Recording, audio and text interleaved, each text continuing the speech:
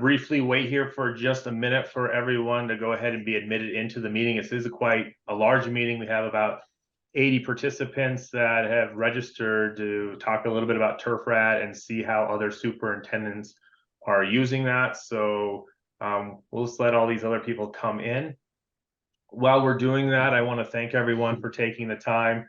I know we have an exciting technology that we had an opportunity to really test drive at 8 courses, and we have some superintendents on here who are going to talk about their experience, which I think is one of the most important things, is to hear from the peers and how they're using it. You guys can listen to how we use it all day, but how the peers use it is really important to us. My name is Jamie Sharp. I am the founder of Task Tracker. My partner, Gerald Flaherty, is on here. He'll be speaking a little bit later on, talking about the Valley Club. We also have the inventor of the sensor, Dr. Derek Houts. He'll be kind of walking us through how the sensor works, why are we getting such accurate and precision moisture measurements with this type of technology at a very low labor cost. We also have Chase Straw over at Texas A&M, Dr. Chase Straw. He's going to go ahead and talk a little bit about some of the studies he's been doing with water management and playability, and some of the correlations he's found with some of the precision sense, which is through Toro. So he'll fill us in a little bit with that. Some of the other supers will be Michael Walkoff over at Arroyo Trabuco. Mike's a great guy. He's really kind of first to technology and willing to try things out. And he's got a unique setup, which we'll hear from him and how he's using it over there in California. Another person who's on the phone that I'm excited about is Matt Gourlay. He is very judicious with his water. He's always talking about how to dry out the course, and we were excited to have him as part of our first course to kind of test out the study and see how he's using it. So we'll hear from him, and we'll move on to Brian Taylor over at St. Joe's, kind of in a little different area, a much more wet area, and we'll see how he's using the sensor on his course. So the format today will be Derek will speak for about 20 minutes, and then each of the other speakers will go for about 5. And in between each speaker, we'll open it up for 2 to 3 minutes of questions for that speaker. If you have any, feel free to take yourself off mute, or you can type a message in the chat and we can go ahead and read those off.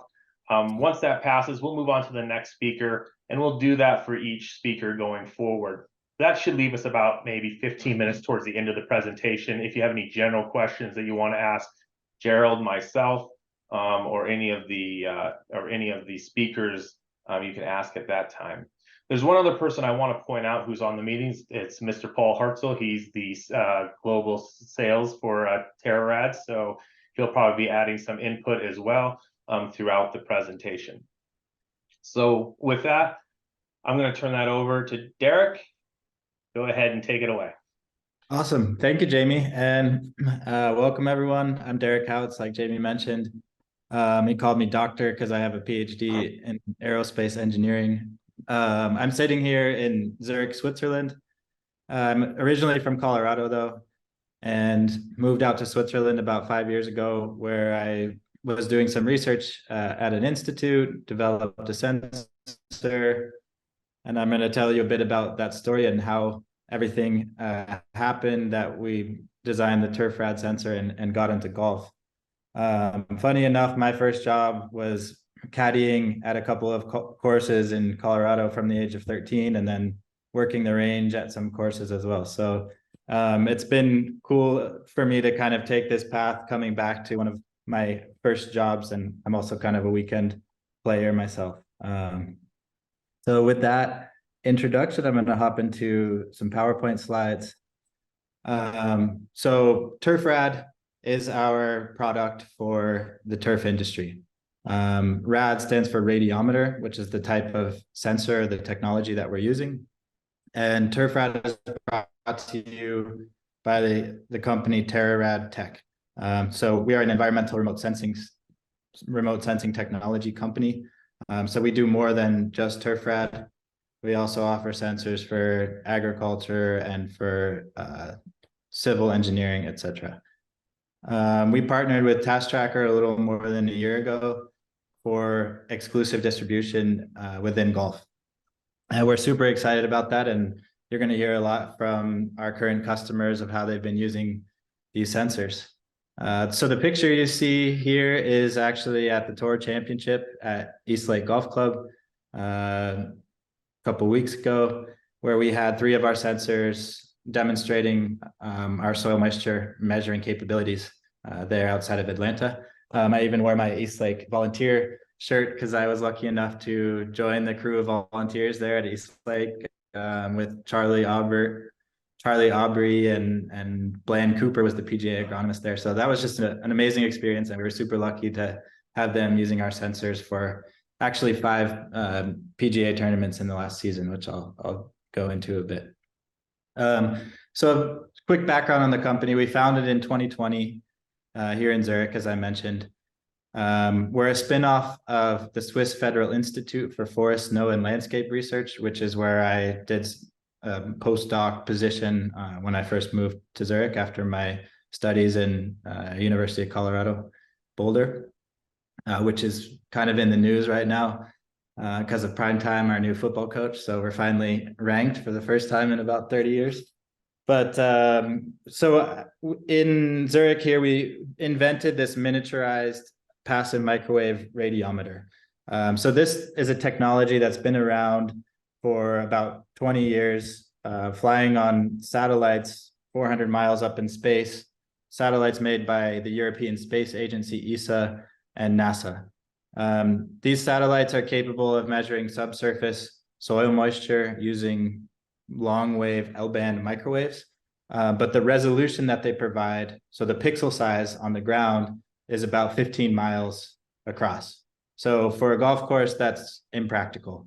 Those satellites are used for global hydrology studies and kind of large-scale global water research, but it's not practical at all for golf courses or for agriculture field scale. So what we did is miniaturize this satellite technology, made it cost-effective, and brought it much closer to improve the resolution. We also patented it so nobody can copy our technology. We've now sold to many research institutes and universities early on, including UC Davis, where we have some collaborations, Riverside. The US Forest Service is looking at the technology for fire prediction. But yeah, today I want to get more into TerraRad and golf. So we developed, along with Task Tracker, a comprehensive soil moisture monitoring system for golf courses. And we started just in July of last year talking with Gerald, who was a 25-year superintendent at the Valley Club. So he had the experience and the knowledge necessary to tell us basically what the requirements are for this sensor. What does golf need? It needs rugged, it needs easy to use, it needs autonomous. Can't expect the operators to be downloading data, plugging cables into their computers like how our sensor used to operate. And then we quickly developed the sensor according to the requirements that Gerald basically laid out for us. And then we delivered just in April, about 5 months ago, to this pilot group of customers who you'll be hearing from many of today. And here are the customers on the slide for you. And like I mentioned, we've attended 5 PGA tournaments this year, from the American Express, Genesis, the Memorial Tournament in Muirfield, which I was also there in person, and the Tour Championship and Dell Match Play. So between Jamie, myself, Gerald, and my colleagues at TerraRad, we've attended these tournaments in person and learned a lot, and been able to present in front of the volunteers of many of the top courses in the nation. So yeah, we're super lucky to have been so quickly embraced in the golf market. And now we're currently building 30 units for delivery later this week or early next week. And then we are onboarding with a CM, which stands for contract manufacturer. So we're having a company in Texas actually build our sensors for us now in scale. So rather than building in our own office facility, they'll be scaling up that production for a full commercial rollout.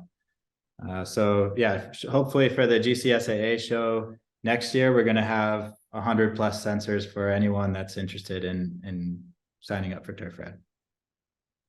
A quick few words about the technology. So I keep mentioning microwaves and L-band. The concept is we're using a much longer wavelength than sensors you might be familiar with, that are measuring maybe NDVI, if you've heard of that, normalized difference vegetation index. So these visible light and infrared wavelengths are giving you the surface properties of the grass, but they're seeing through the turf into the actual soil. It's basically a reactive method. Once the turf is changing color, turning brown, you'll be able to see that in the NDVI signature or the thermal infrared. But we're actually seeing 4-inch depth into the soil, thanks to this longer wavelength. And it's not a radar, it's not sending a microwave signal, so it's perfectly safe. There's no transmission of microwaves going on. This is natural emission. So many people don't know the soil is actually emitting microwaves all the time. Similar to, I like to think of it as a night vision camera, but in a different wavelength. So in night vision, you're looking at thermal infrared, the natural emission of a warm body. But we're using that same physical concept, but we're measuring a long wavelength that corresponds to seeing 4 inches deep in the turf. And the amount of microwave emission is directly proportional to the water content. So we've used the same algorithm that NASA uses on their satellite to retrieve volumetric water content from microwave emission. The sensor that we designed, you see on the back of the mower here, this is actually at Champions Club where Professor Chase Straw is doing a study. He's going to say some words later. It's portable, ruggedized, and waterproof, so you can hose it down at the end of the day. No extra work, so it's automatically turning on when you leave your maintenance facility, collecting data and uploading that data via Wi-Fi when you get back to the facility. The sensor is about 1 foot by 2 foot, weighs 5 pounds, and it has a universal mount system that we mount with magnets. So we adhere little steel plates to the top of the mower, and then stick that mount on with magnets. So you can also easily remove it. I mean, they're quite strong magnets, so they're not going to jump around. It's not going to fall off, but you can take it off and put it onto a maintenance card or switch between mowers if you wish. We're taking 7 measurements per second. So this is providing up to 10,000 measurements on an average par 4, 15,000 measurements on a par 5. So this is way more soil moisture measurements than any other technology is collecting.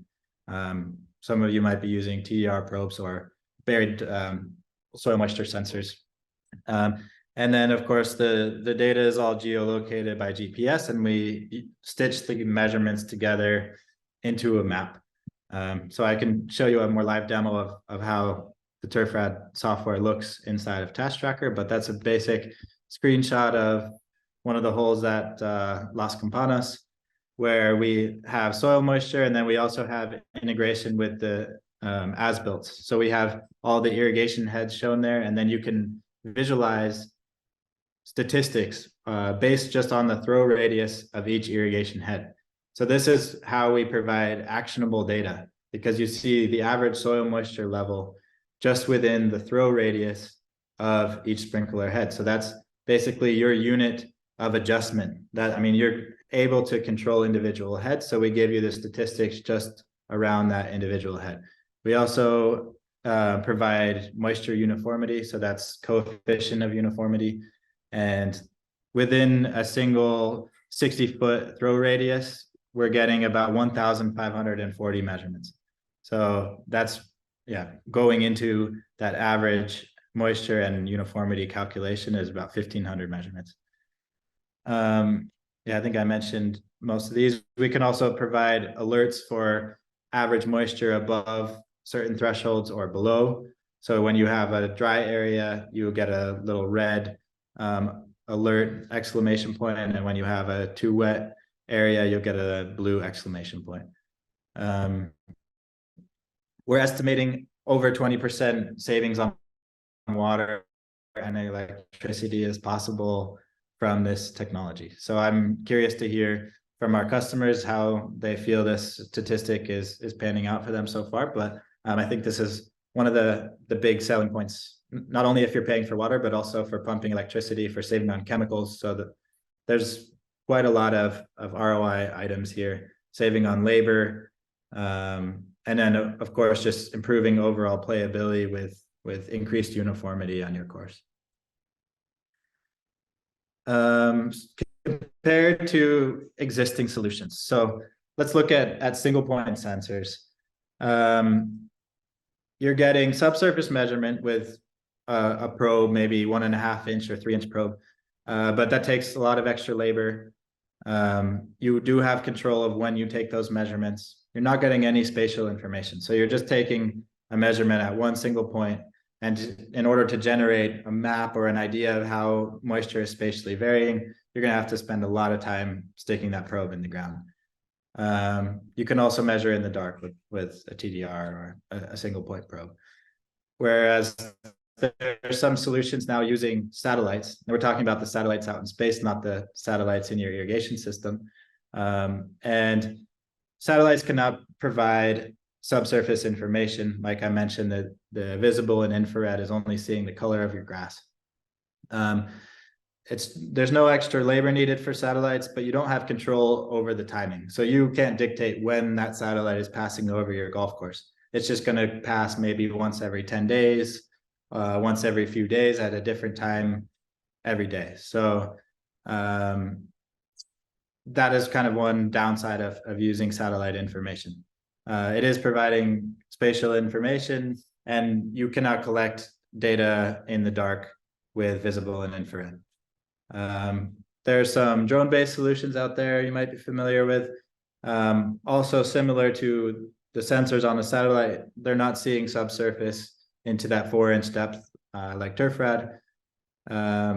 They take a lot of extra labor. So you need a drone pilot license to be able to fly. You need line of sight to be able to see the drone at all times according to FAA regulations.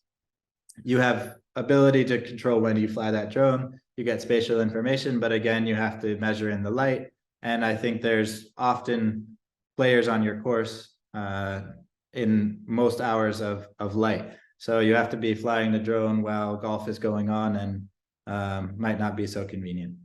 Whereas when we get to TerraRad, we actually check all of these boxes in terms of subsurface, no extra labor, control over timing, thousands of measurements per fairway, and you can measure in the dark. So if you're mowing at 4 a.m. when it's still dark out, that data looks just as it does when you measure after the sun comes up.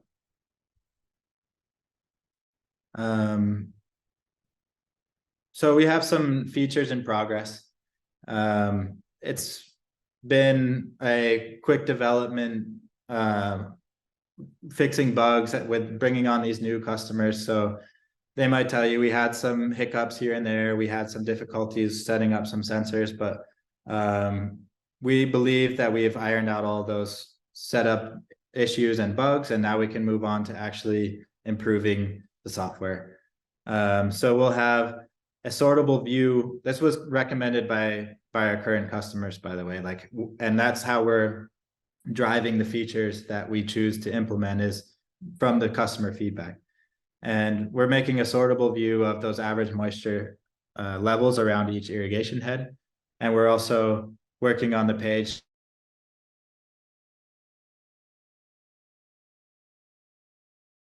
irrigation head. You'll be able to program those per fairway, per course, per season. So there will be a lot of flexibility over how you program those thresholds, rather than currently how it was the last months, kind of talking with me and adjusting it for you. Coming in the kind of next rollout would be a history view, which would kind of create an animation of moisture on one hole changing over time. And then also summarizing data. So sometimes we call it card view, or just kind of seasonal summaries of showing you how your moisture levels change with seasons, or being able to look at individual holes summarized in kind of small thumbnail pictures. So now I'm sure a lot of you are wondering, how much is it going to cost me to put one of these satellite sensors on my mower? So the sensor itself is running at $6,000. The software subscription is going to be $8,000 a year for 18 holes. And then if you have additional holes, 27, 36 holes on your facility, then we're going to add 3,000 per 9 holes for that. And then we're exclusively integrated with Task Tracker. So it would require that you have either a basic, premium, or elite package of Task Tracker. And Jamie and Gerald can tell you all about that, which comes with a lot of extra features if you're not already a Task Tracker user. Yeah, so our team is all pretty international. We have support and software in the US, but we also have some contracted software developers abroad. Robert and myself are in Switzerland. Paul is in New Mexico. We have an engineering team in Argentina, so we're very remote. There's always at least one TerraRad person working at all times because we cover so many time zones on the world. So I don't need to delve deep into that. But that's basically the presentation I prepared for you today, and I'm looking forward to hear your questions and also our customers' feedback. So Jamie, thanks for organizing this webinar, and I'm happy to take any questions. Yeah, I'm happy. If you guys want to open up your mics and ask any questions of Derek, you also have a time at the end, or you can send something in the chat and I will happily read that out and we can go ahead. One of the questions that did pop up is, how does this work with 1 versus 2 versus 3 sensors? Can you mow the same fairway with multiple sensors, and how does that all stitch together? Yeah. So that was a requirement early on because I know a lot of courses are doing these push mows with, multiple mowers in parallel.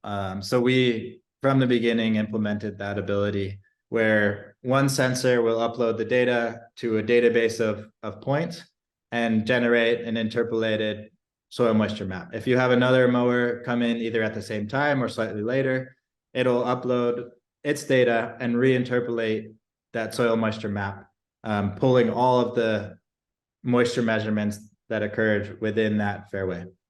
So yes, we have the ability to integrate as many sensors on the same fairway at the same time as you want to use.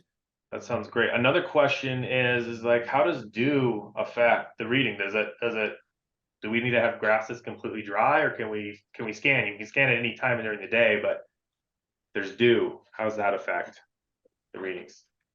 Yeah, so the actual volume of water present in dew is so small compared to the 20 to 30% volumetric moisture content in that 4-inch depth that the sensor is sensitive to the dew because it's liquid water in that top 4 inches, but the percentage is so small that it's not going to affect it even 1% volumetric.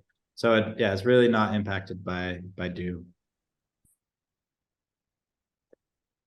How many sensors can you have on one subscription?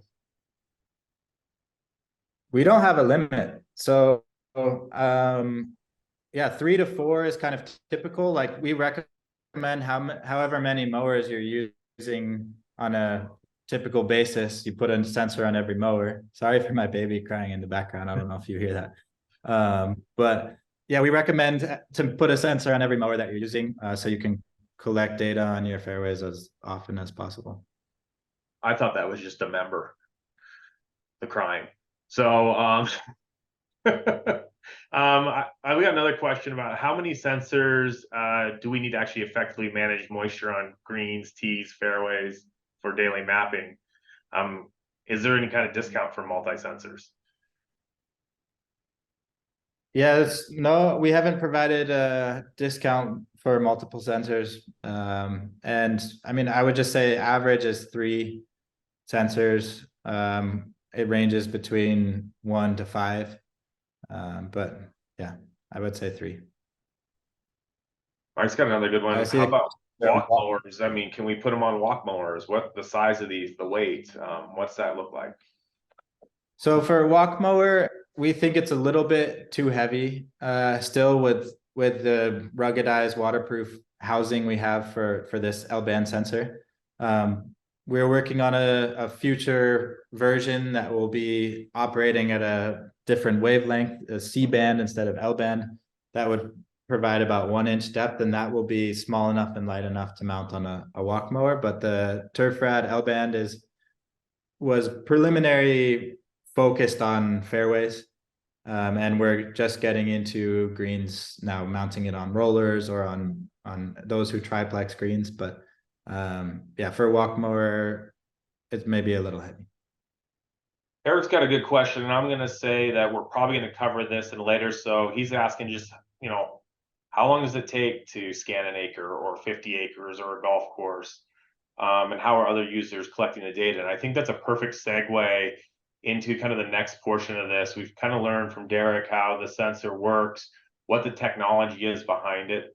But really kind of the nuts and bolts is like, all right, when we get into users' hands, how are they using it? And I think one of the most prolific users is Matt Gourlay. He's been using this quite a bit. He received his sensors probably about end of April, beginning of May, and he started using those pretty. So I'm going to turn this over to Matt. And Matt, I actually have hole number 13, kind of some pictures. If you want to talk about it, I'll bring that up and you can kind of see it. But I'm going to let Matt take it over and kind of tell a little bit how he's using the sensor. Yeah, Matt Gourlay, Cobra Golf Course in Manhattan, Kansas here. We currently have two sensors that we have on property. I generally have one that's running, just because I want to see how economical we can make it for us. So we have two fairway units. It takes us anywhere from 8 to 10 hours to mow fairways, so 16 to 20 man hours to mow fairways for us. We are collecting data every time we're out there. So right now it's twice a week, but we're going to be moving forward and moving those two sensors onto a utility vehicle of some sort so we can drive it in the winter time. Our fairways are probably done growing with the drought that we have and cold temperatures coming through. But what I noticed was, no offense to you guys, but I didn't trust you. So for the first month that I had the sensor on our property, we ran it on fairways twice a week, everywhere out there, and I irrigated normally between May 10th and June 10th. I trusted the sensor on our 13th hole as pictured on here, and you can kind of see some different varying degrees of green to red and stuff like that. But had I actually followed the moisture sensor for that first 4 weeks, we could have reallocated or saved 1.4 million gallons of water on fairways for the first 4 weeks, which is a huge cost savings for us. I know that I went out there with a ground truth, and so I took a Spectrum TDR 350 on that 13th hole and did some quadrants and did 240 ground truth sense tests out there. And with the help of Jamie, we modified our data a little bit. I think it was off by about 5 to 8%, which it was just for us. It's just a number for us to know, but we modified it a little bit. And then after that, after I think the Memorial tournament, you guys helped us modify the color scheme a little bit.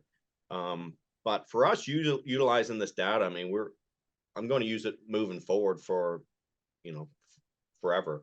I correlate the L-band sensor or knowing the sensors or the moisture in the ground is very similar to what I experienced when the TDR 350s or the TDR 300s came out, for us knowing the moistures in the greens. And so we're going to continue utilizing this product for as long as I can think of. I know Matt, you mentioned some stuff about some posts on identifying springs and that kind of stuff as you're using it, things that kind of popped up that you found interesting. Yeah, for sure. So like even on this picture, you can see on June 2nd, we went out, that dark blue spot up there is right off a runoff of our 13th green. So the whole green runs from back to front right there. So you can see where these runoffs are, which could potentially add some drainage and things like that. But on our 14th hole, we noticed that it's not necessarily that we wouldn't notice it, but it was interesting that it popped up on the sensor that we had a spring and 2 irrigation weepers out there that popped up, and so we were able to modify that. It's very nice to have an overlay of where the irrigation heads are. And so we've been modifying those as frequently as we can get out there to try to get the golf course looking as red as possible out there for firm and fast for us is what we're trying to, strive for. And I know you kind of drive that course to like its breaking point on drying it out. Could you correlate a color to wilt? Could you start to see that kind of correlation start to happen? It had to get really beyond red. So even for us, our fairways are Myers zoysia grass, and so it takes a while for you to really see drought as opposed to some bent grasses or anything like that. So I could get September 1 pretty red out there before it would discolor from green to an off green color. So you had a pretty good, that would indicate that you had a pretty good timeline of like, okay, this is starting to dry out and you had time to make corrections. It wasn't like it was after the fact and you're trying to catch up. Yeah, so I still had plenty of time and room to modify all that. And if we have events and tournaments and things like that for we want to look pretty, I mean, we can modify all the stuff too. Were you able to, was the sensor able to tell you stuff that you maybe couldn't see or feel? I know you're a great superintendent, like a lot of people are on this call, and it's never going to take the place of walking the course and looking at the course, but was it able to kind of give you some more insight past what you could already see and feel? Thanks for the compliment, but great superintendent. It for us, we're so spread out. It takes me 2 hours to just drive the golf course. So I'm spread out over 1,200 acres of property. So it takes a long time for me to see the property. So there's some times where I can't physically see the property. So like last Friday, I couldn't get out there and see 9 holes because we had a 7 a.m. whole course shotgun tournament. So I was unable to see it during daylight hours. And so having a fairway unit out there for a few hours in the morning, picking up some sensors, it was able to help me see moisture without actually being on property on those areas. I don't know if that answers your question or not, but Yeah, I think it does. Was it, and I guess the follow-up question is like, you're probably sending out hand waters in the afternoon. Was it easier for them to go to the locations that needed to be checked or any of that kind of stuff? Are you doing any of that kind of management, Matt, or is it pretty much just irrigation? yeah, it's just irrigation for us. The resources that we have, we're not out hand watering any of these areas whatsoever. So we just run overheads throughout the evening, and then I will physically drive on property and add some supplemental stuff out there. Okay, that sounds good. And we'll open it up for questions. If any of you guys want to unmute your mics or if you want to type something in the chat, we're more than welcome to read it. I know Marcus added another question, which I think probably Matt can't speak to, but Gerald and I can speak to it. He's asking about mounting these sensors onto triplexers so you can have that data either in, if you're doing it on tees or you're doing it on approaches, or maybe you're even doing it on greens, can you get that moisture data available on that? And the answer is yes, you can mount this sensor on any piece of equipment and scan any piece of turf on that, Derek, right? It's all a matter of what the height of cut is, which we have a variable in there. Yeah. But that will work on any turf. Yeah, and I see his question is also about live data available a few greens behind. So that's actually something that we're working on from Mike Walpoff's request, who's going to speak next, I think, or yeah.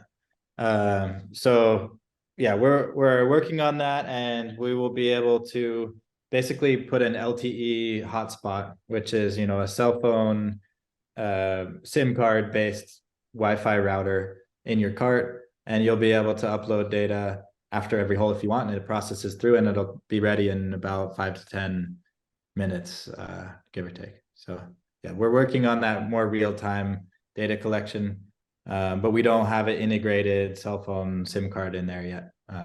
So you would have to get kind of a third-party commercial hotspot. But we did do a mount onto a unit. We ran it over greens, and what did the data turn out like, Derek, when we did that through the Valley Club? It's pretty. It looks good. Yeah. I mean, I have to actually show that to you still. We've been so busy. I never went over that with you, but yeah, I would say it matched up well with the TDR data you sent me. Well, perfect. Matt, I want to thank you for obviously showing this and sharing your experience. Is there anything that you think that the audience needs to know that's important to you? Whether it's, hey, we want to see this, or Not that I'm aware of, but I'm excited for the winter months for us. Our zoysia grass goes dormant, so it turns pretty brown out here, and so I can't really see based off of color anymore come November 1 through April roughly, to know how much moisture put out there. So we got hit pretty hard with some winter kill this past winter, and I don't know if it's 100% if it was dry or wet.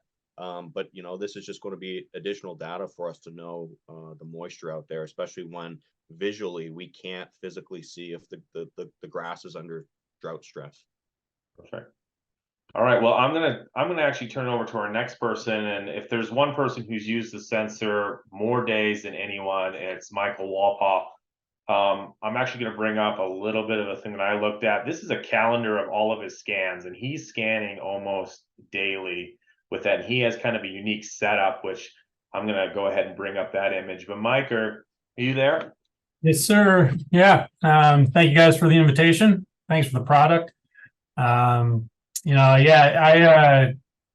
I don't mow fairways very often. We will, even in our growing season, we keep them under pretty good regulations. We're out there about once a week. So that really wasn't going to work for us in terms of being able to make actionable decisions on the information. So my mechanic and I, we put together a boom system in an old cart, and I think Jamie's working on helping to get there we go, a screenshot of it. So that's kind of what our sensor array looks like. It's got some actuators on it, so that boom folds up just like a sprayer. And we'll take all 18 holes in 2 hours, 2 hours and 15 minutes in the morning. And as Derek had mentioned, that's why I'm the one requesting on the fly data, because where I really see a benefit is, while we don't hand water or anything, we do spot water in the morning, right? You're driving the course, you see your areas without dew, or whatever your signature is for why you might want to irrigate an area. And this just kind of dummy proofs it, right? I mean, you can give it to your irrigators, and they can see the map, and they can see it in the morning. Because what I saw was, sometimes my irrigators had it nailed. Other times I'd go back to the shop and look at the map and remember where they had heads running and see that there was perfectly adequate moisture there, and they really didn't need to be running anything. So I'm eager for the on-the-fly uploads to come live so we can see that. The secondary pictures there, they're both from, I think it was May 17th or something like that, pretty early on after I got them. But you can see on the TerraRad side on the left, station 27 there just lit up. And on the right, I fly with, I have my own drone, and we use drone deploy. So this is just a RGB image. And I mean, it's Bermuda grass, so you can't really tell. And, that there was anything stressful there or potentially stressful. But you can see on the TerraRad side, something was definitely amiss with that head. Turns out solenoid was bad, wasn't popping on. So we found several things like that throughout the year where we were able to pick up on stuff earlier than we would have otherwise. I mean, I bet you we would have been a good 2 to 3 weeks probably in the spring before we would have seen any issue there that really would have indicated we needed to take a look. And then, like I said, you see the photo of the cart. That's been working out real well for us. Really happy with that. Got a lot of guys are asking about the greens mowers, and I think that was pretty well covered. I think it's a relevant issue, a relevant desire, but until you can get that data nearly instantly. By the time we get back to the shop, all 18 holes are uploaded and live within about 8 minutes for us. So it happens pretty quickly after the data's up. So if your scanner's out 10 minutes ahead of your irrigator on greens, potentially they would be able to have good live data to work with as well. Yeah, I think that's good. And I'm gonna stop sharing this because I was going through it, and one thing that really impressed me with yours is your ability. I think uniformity. When you first got the sensor and you started scanning, you had a lot of wet and you had a lot of dry spots, and this is kind of June 7th versus now, where we're starting to see, you started really, I think, dialing in your irrigation to kind of get these uniformity of your fairways very consistent throughout the property. Would you agree with that? Yeah, what I would say, so I know there's numbers being thrown out for water savings and stuff, and I really can't speak to that. I had 31 inches of rain over the winter, and then we just had that little hurricane, 3.5 inches in August. So all my numbers are kind of askew. But just from a feeling of how I'm operating the system, one of the things that you have on the future things to implement is some sort of sortable database of the information that you gather. So you can sort by moisture percentage per head, and it would give you a real easy way to sit down at your irrigation computer and make adjustments. What I've done is I go through and I look at, I have 2 monitors and just have one with my irrigation system, the next with the TerraRad information. And I just scroll through the map and find the areas that are excessively wet. Or more, actually, what I do is we just have a spot water program now, and I'll just go through the map and program in the heads that are really dry and leave all the rest off. Instead of in terms of using my actual fairway programs this summer, just running the entire fairway, maybe 5 times all summer. The rest of the summer was maintained just by bumping up areas that were drying out. So, and Mike, to speak to your point, like we hear what you're saying, and we've actually already started developing that type of system. What you're seeing here is the ability to see those heads where they're throwing alerts, the map there, so you can go ahead and check which irrigation you want, what head you want to adjust, and send that right to your irrigator or print that off. So we hear what you're saying, and we're actively working on making sure that happens. This is a demo of where we're headed with the system, based on a lot of your feedback that you've given us on that. So yeah, but overall, very happy with it. Well, we appreciate it. Any questions for Mike? I know one question is probably not for Mike, but again, back to Derek, is just, are we using GPS or are we using RTK? We're using just normal GPS, GNSS, so it's using all GPS possible satellites, and we get about 4-foot accuracy on those. Perfect, which is probably good for the throw of a irrigation head, determining what needs to be adjusted or going out and finding hand waterers.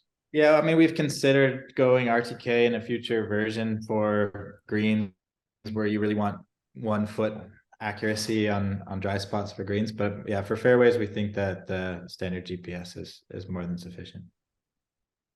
Well, I want to thank Mike for taking the time to show us your data and how you're using it. The next speaker that we have is Professor Chase Straw. He's doing some studies down there at Champions, and he's got some interesting data that kind of like, how does this correlate to what we already know, the TDRs or the precision sense, and how is that affecting the ability to water? Are we actually saving water? He's got some preliminary data. Chase, I'm going to go ahead and turn it over to you. All right. Yeah, thanks for having me. I guess as a scientist, the first question that I had when I saw this technology was, how does it correlate to our existing soil moisture sensors? And I've been doing quite a bit of precision irrigation based research, especially on fairways, for the last 5 or so years, primarily with handheld sensors or other types of sensor devices. And it's, one of the big caveat, despite some of the savings that we're seeing as far as water savings and cost savings with the precision irrigation approach, one of the big caveats was always, well, I have to go out and collect the data. I have to put a person out there to go collect the data.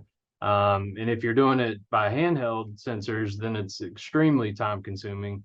Not everybody wants to walk large areas with TDRs or POGOs. And that's not to say that you can't with those devices, because you certainly can. But as far as widespread adoption of this soil moisture mapping approach, this precision irrigation approach, something like the TerraRad is certainly ideal. And so based on our experience, so we got a sensor early in the summer. We have an ongoing precision irrigation research study going on at Champions Golf Club in Houston, Texas. And what we've done so far this year is just basically incorporate the TerraRad sensor into that existing study just to gather some preliminary data, really just seeing how the sensor compares to the conventional sensors.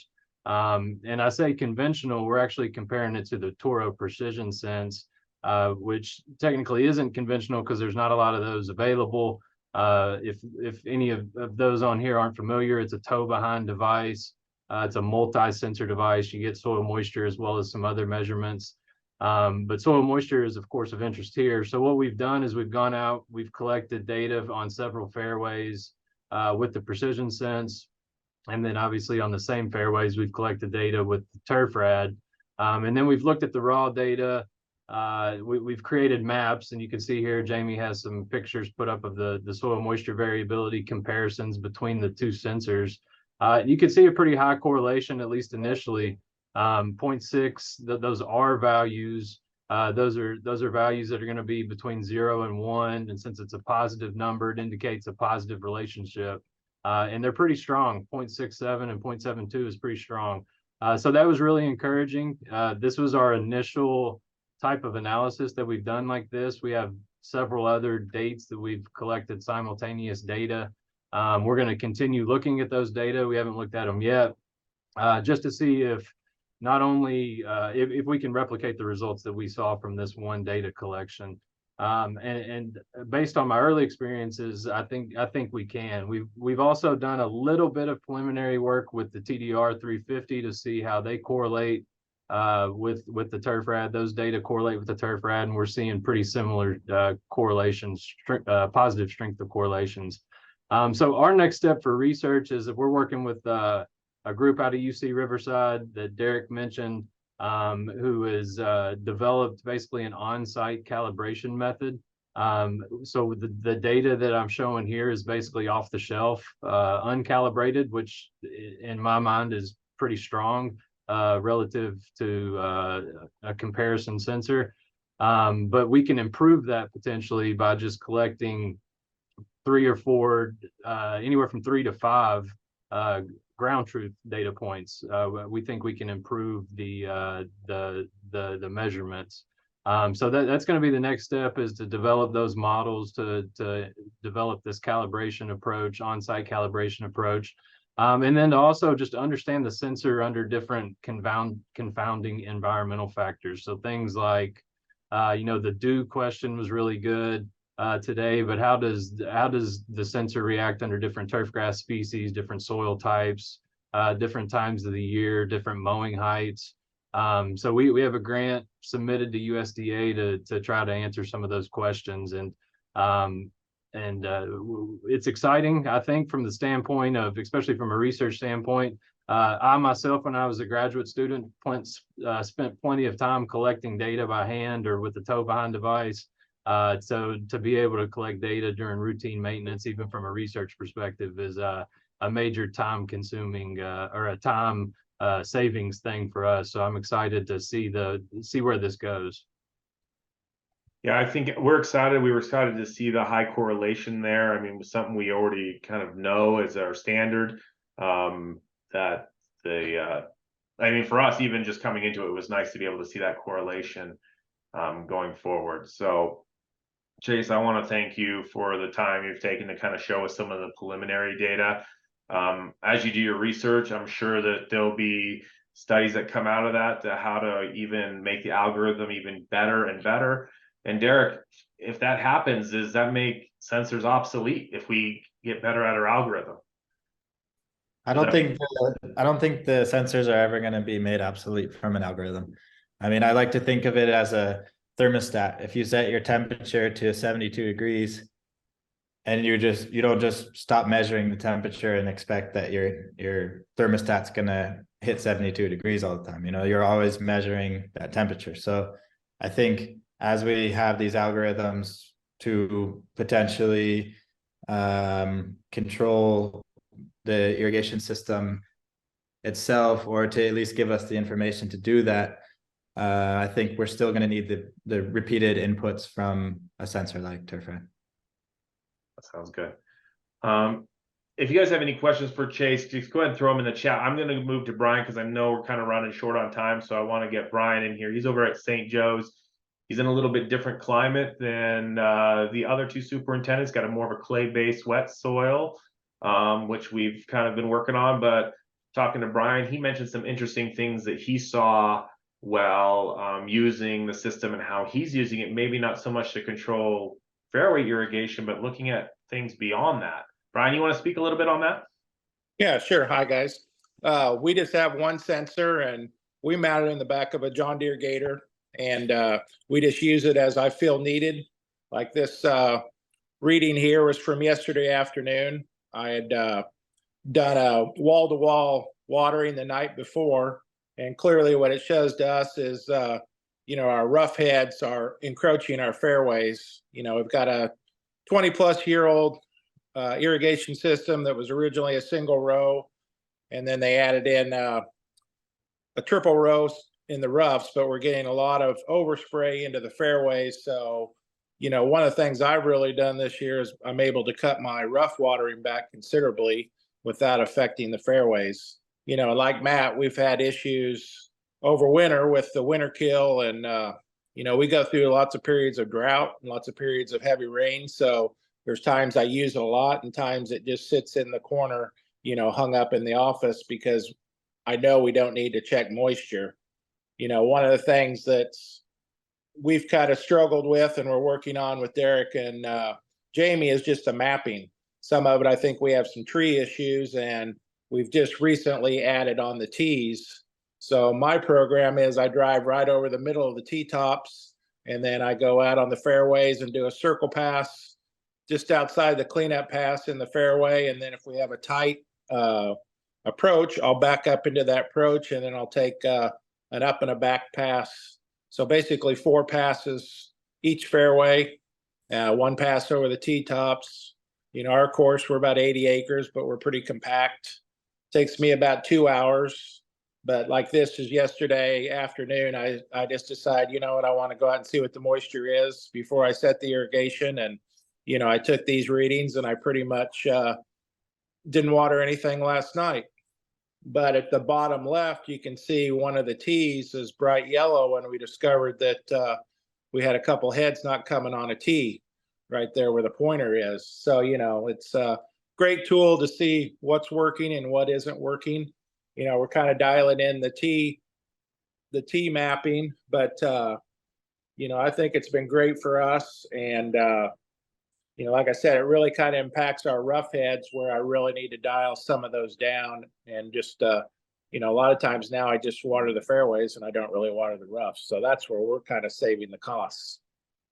Yeah, Brian, I want to just touch on a little thing, the mapping and that kind of stuff with the irrigation heads.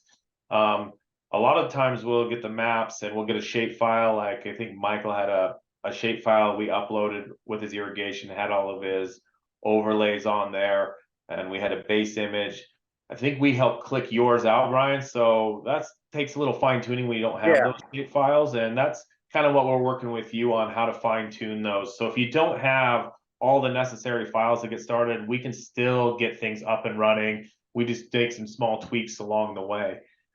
Also, I think another interesting thing, Brian, is you mentioned that he's the first person to actually scan other than just fairways. We've included tees, which is something new for us. So these are kind of the first kind of images we're seeing of the tees and how they relate. So I applaud Brian for taking the step out there, and we'll see how that goes. And I'm glad that it is working on the tees. So if there's any questions for Brian, go ahead and just put them in the chat. I'm going to get to those at the very end.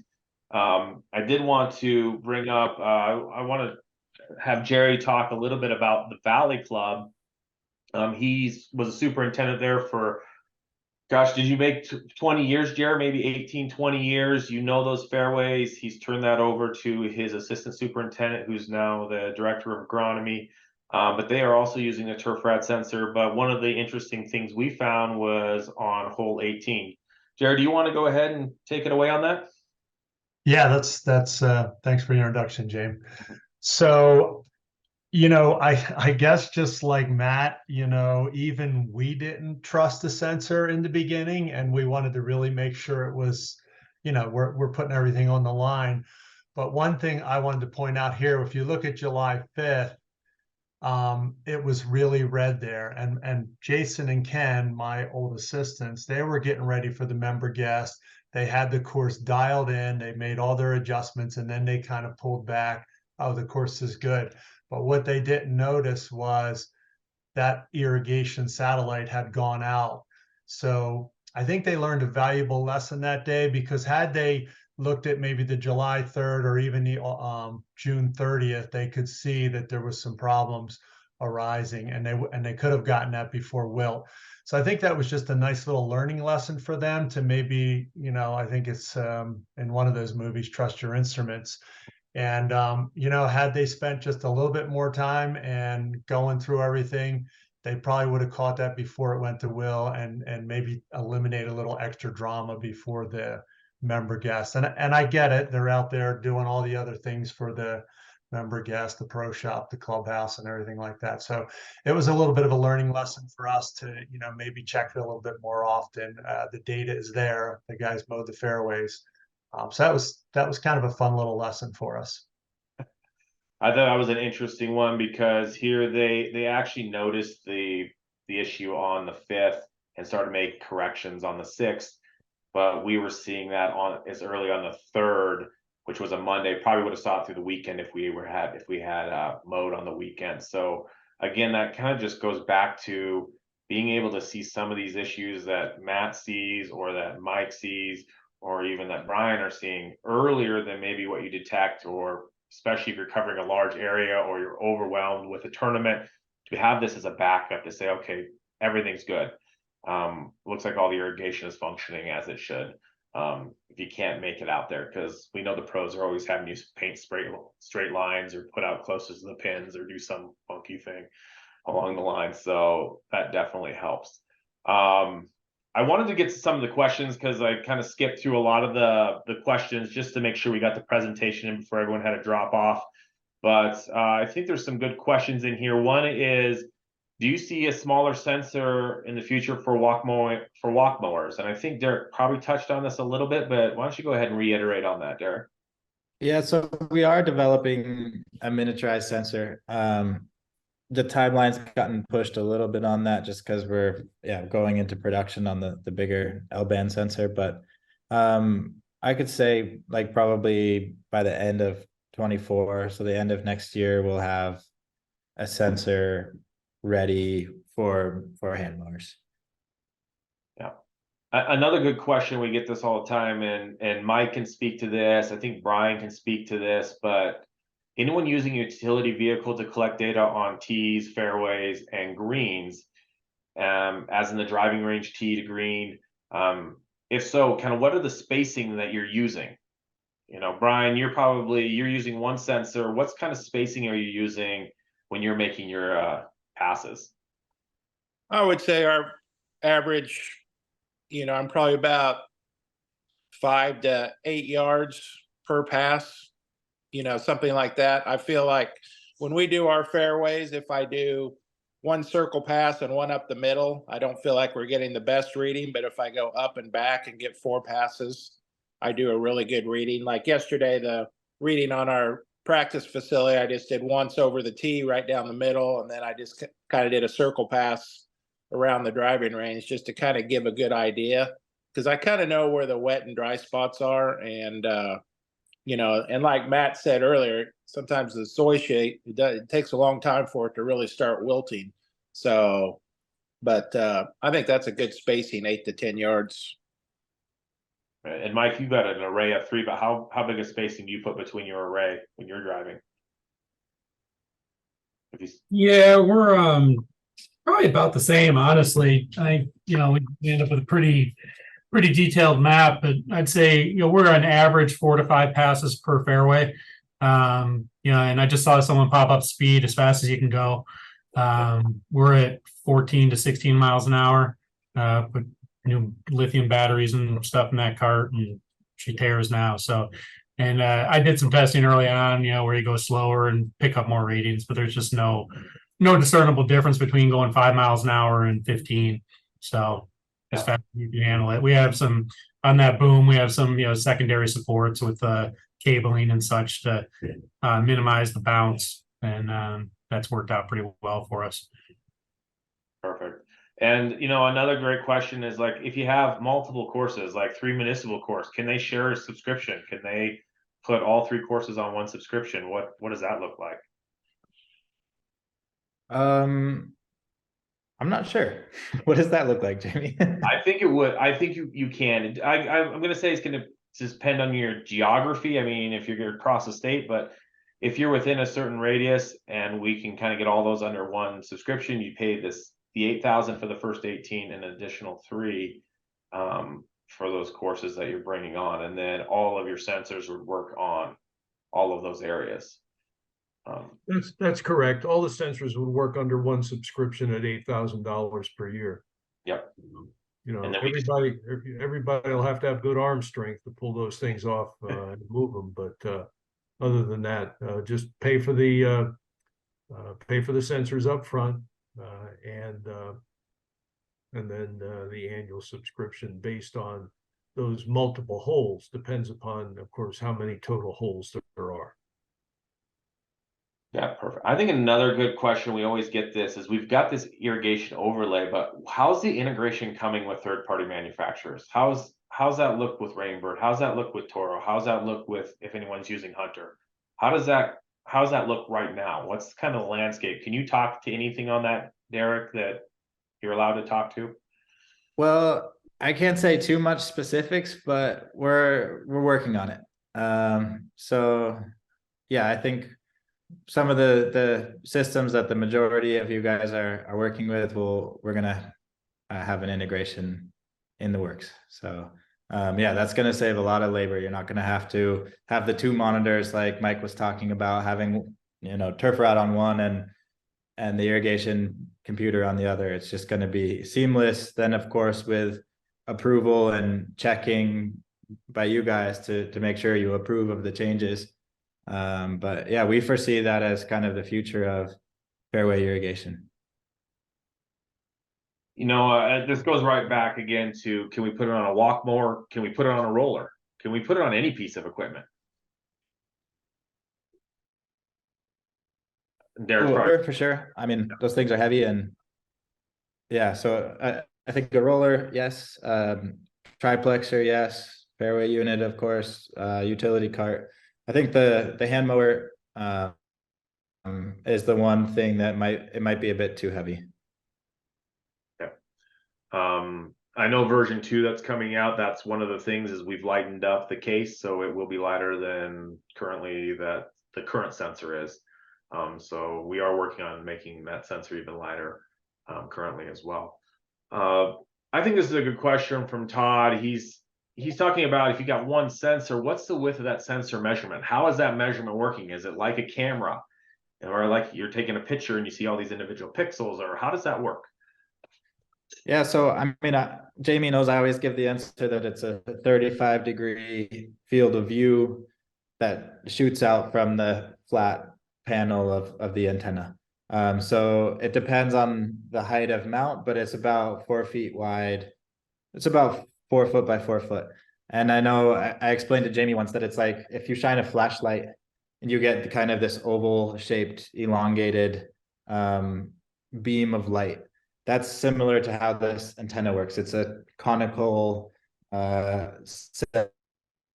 sensitive area, so that then projects at an angle, and you get about a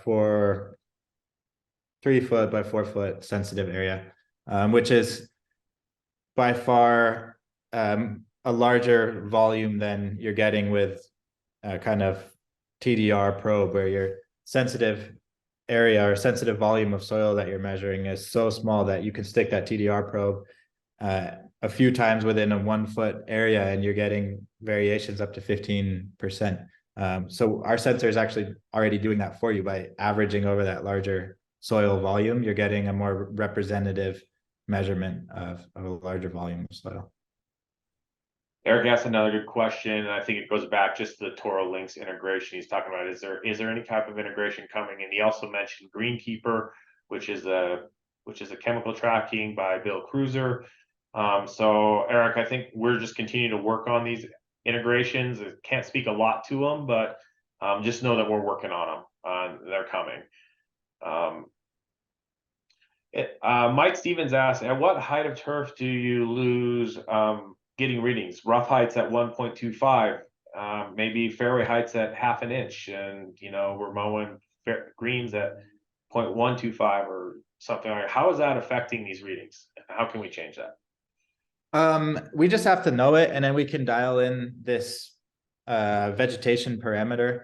But we're actually measuring soil moisture in the Amazon rainforest through the canopy of rainforest trees. So as part of a ESA project, we have one of these L-band radiometers up on a huge tower above the rainforest canopy, and we're still sensitive to soil moisture through 60 foot of rainforest canopy. So the grass heights that you're dealing with are not going to be preventing the sensor from seeing the soil.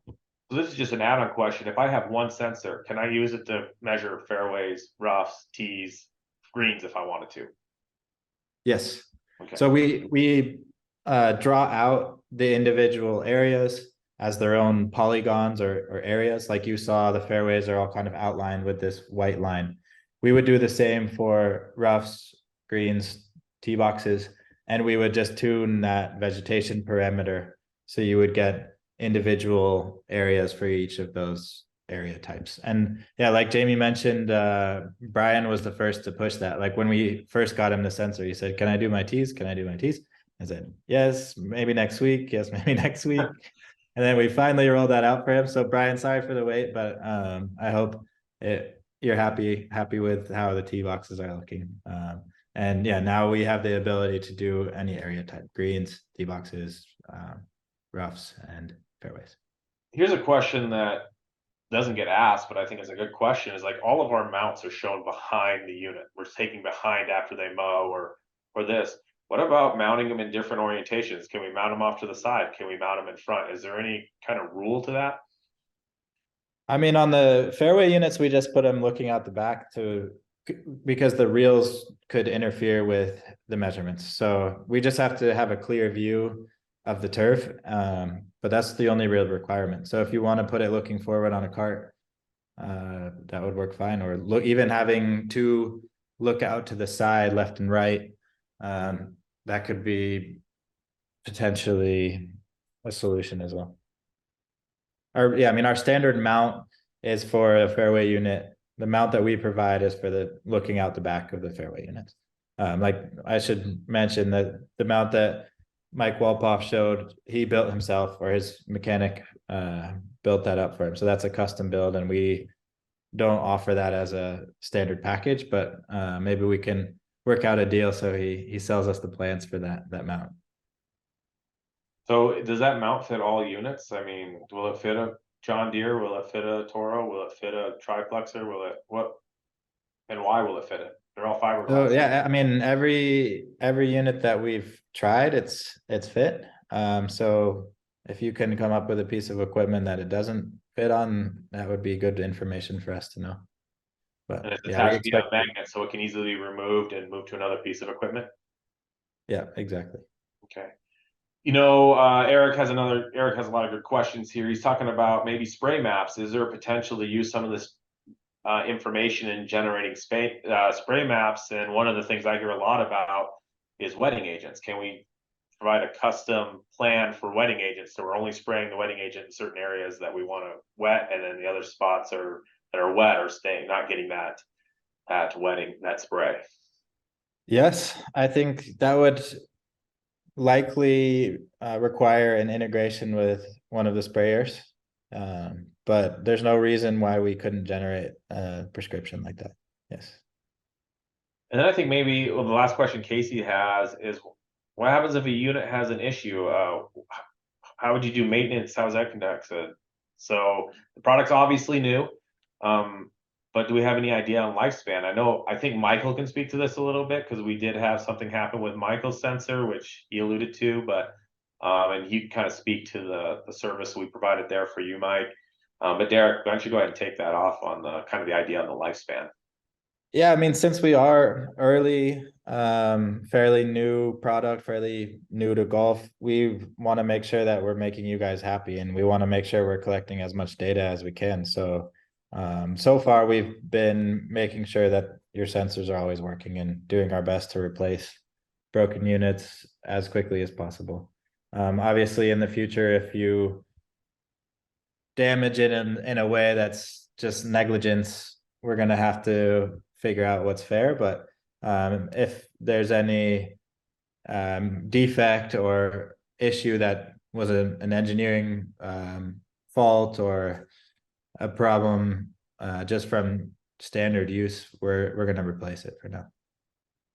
Yeah, and I will say that everyone using the mount that we provided, we've had no issues with any kind of breakage, even though it's hanging off the back of the unit, no one backing into it unless Matt or anyone has anything else to add to that. But Mike, I know you have a unique situation with that boom, and we did have one of those units crack on you, right? Yeah, the our original iteration of that boom had a fair bit of bounce in those outer wings. And after, I don't remember, maybe it was 6 weeks, 7 weeks of use. Yeah, one of those, the mounting bracket on the back and the plastic of the casing cracked. But you guys were great. I think it was 4 days or something. I was down without it.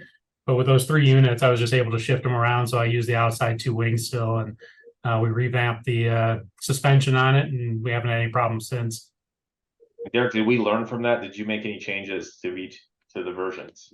Yeah, so I was just looking for a photo of the new housing. But yeah, I have one on my phone. I don't know if you Yeah, you can probably see. won't be able to see We that well. kind of re-engineered the housing and added a lot of strength in this kind of honeycomb structure. So we're not going to have the issue that Mike had again.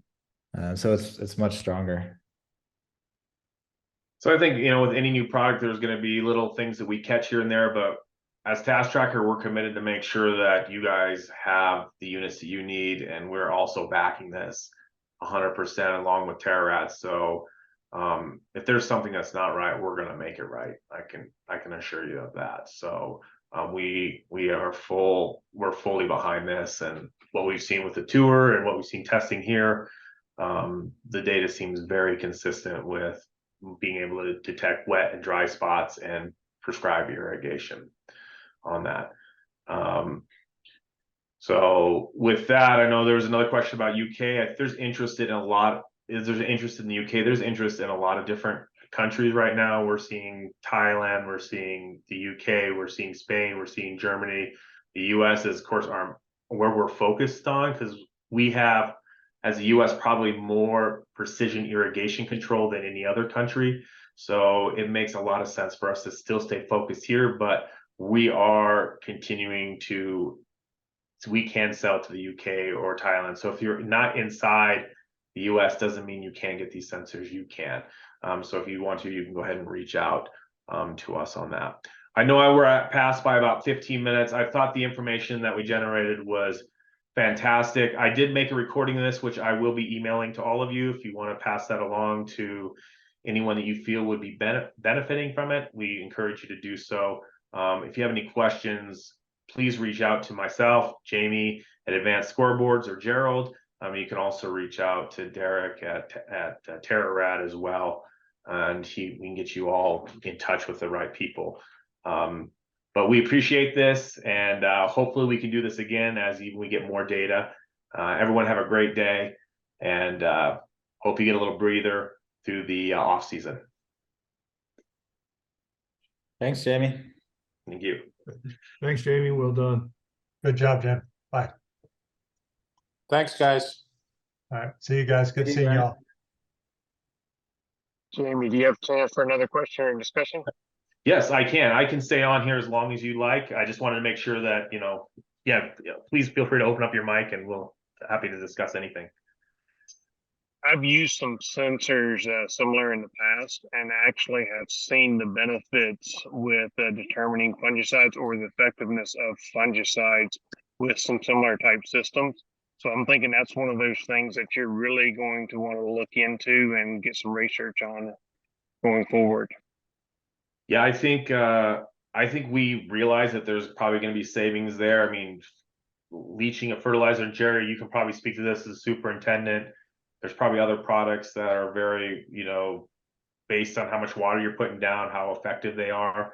Me being a golf pro, I'm not probably the best person to talk on that. So Gerald, if you have anything to add there, please feel free to do so.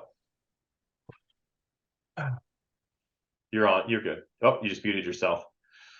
I don't really have any. I know that a lot of guys are talking about, can we use this in conjunction with wetting agents and that sort of thing. So I think I see it really heading that way. Some guys really don't want to spray the entire fairway with wetting agents if they really don't need to. So I think there's a lot of potential down the road for us to just kind of move forward in that regard. Yeah, Greg, I agree. I think has to be that research on it, but I think you're spot on that. For sure. Anyone else have any questions that, you got us for as long as you want, but feel free to drop off. We're happy to answer anything that you do have. Jamie, there was a question about power supply. Oh, I must have missed that. Voltage and amps. Just came to me privately. Can Derek take that one? Yeah, so we can power off of the cigarette lighter 12-volt plug or off of a USB. So some of the newer carts just have a USB plug, and we provide power options for both of those types. Yeah, if all else fails, we can also hook direct to a battery. And amps? Yeah, it's drawing like 0.15 amps at 12 volts. So the power usage is extremely low. Like you can run it off of the cart battery overnight. Right. And you might want to address when the sensor is coming back into the Wi-Fi range. There's also a supplemental, I'll call it, battery that allows that to immediately be downloading. You want to explain that too? Right. So I briefly during the presentation touched on the operations of, how you drive outside of the maintenance facility radius that's predefined with an app. And when the mower or the vehicle comes back into that radius, it searches for Wi-Fi and uploads. But if you drive right to your parking spot, turn off the cart, we have a battery inside of the unit that's going to keep it powered while it uploads that data to make sure that it completes the upload before it shuts itself off. And that's then fully disconnected from your power system on your cart. So it's not going to be, killing the battery on your cart. It's just powering itself internally while it finishes upload. How fast do we see those back to once it uploads? How fast is that going to show up on the task tracker dashboard? It's sort of dependent right now on how many parallel processes there are, like how many people are uploading data at the same time, but we're working on breaking that into individual parallel machines to get it as fast as possible. But like Mike was saying, he sees it in 8 minutes on average.